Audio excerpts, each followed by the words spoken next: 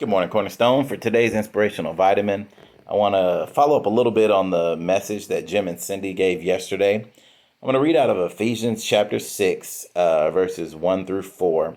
And it talks a little bit about the responsibility of children as well as the responsibility of parents in terms of household order, if you will, household, just some good guidelines for Christian households. And so in Ephesians chapter 6 and verse 1, it says, "Children, obey your parents in the Lord, for this is right.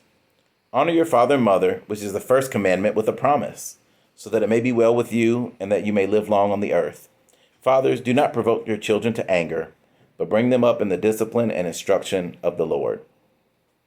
And just a simple thought for this week, for those of you out there that are children, maybe the teens or campus students that still live at home.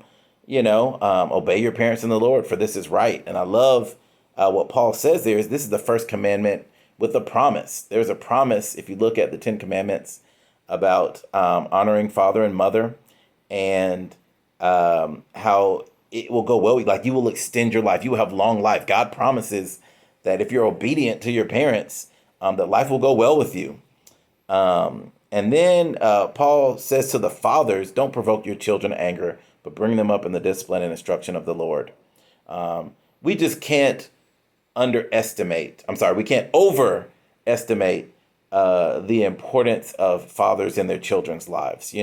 Culture and society sort of thinks that child rearing and, anything that has to do with the children really is just sort of a mother's responsibility. But when you really look at the biblical narrative, God really puts that responsibility on fathers to bring their children up in the discipline or the training and instruction of the Lord. And so, I just really want to say to all the dads out there, you really matter in your children's lives, particularly your spiritual example. I think Jim and Cindy talked a lot about this yesterday. Your spiritual example, you teaching them about Jesus. It's so interesting. I was thinking about, with the apostles, we do know that Peter was married, and so he quite possibly had children. And I can't imagine any scenario where Peter's like, "Hey, John, tell my daughter about Jesus, right? You teach my kid about Jesus and how to be a follower of Jesus." No, Peter, who would have known better than Peter, right? And so I think sometimes we can, as parents, almost want to just drop our kids off with the teen workers and, "Hey, you convert my kid," or, "Hey, try to get them set up with somebody that they think is cool, a campus kid or a 20-year-old and say, "Hey, you convert my kid." When really it is our responsibility as parents, but particularly as fathers, to teach our children about Jesus. And so that's our inspirational vitamin for the day. If you're not a parent, what can you do? You can pray for your friends that are parents, your brothers and sisters that are parents.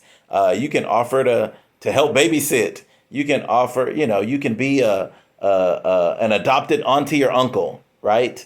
As a brother or sister in the faith, to that kid's parents, and you can still be a mentor and a friend in someone else's child's life, whether that's being a small group leader with Kids Rock or in Gravity Ministry. There are ways that you can also help in this, right, and being a partner to parents with their children. So that's your inspirational vitamin for the day.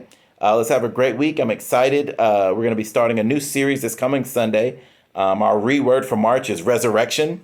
And we're going to be looking at some of the resurrection stories and narratives through the Psalms. So let's have a great week, Cornerstone. Love you guys. Be blessed.